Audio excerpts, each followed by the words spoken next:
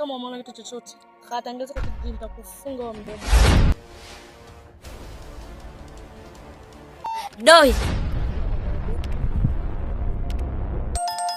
Huyo ni nani? Nimemkuta msituni akiwa amejeruhiwa, nikaona nimchukue.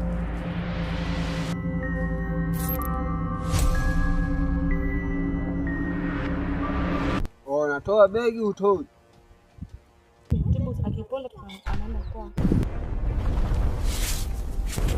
Kwa nini umsaidie vipi kama atatuzuru?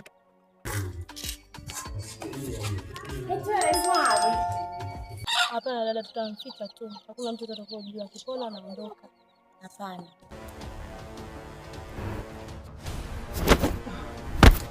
Huyo mtu wako akipona amalize aondoke. Na sitakusaidia kwa lolote.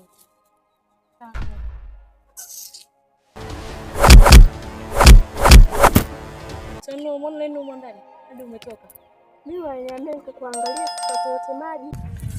Vipi mfalme akijua kama kina mtu tumemhifadhi huko ndani? Unajua kama tuko hatiani? Hapana dada, mfalme atajua. Nitajitahidi kadri ya uwezo wangu kusudi mfalme asitambue kitu. Vipi? Umetoka wapi?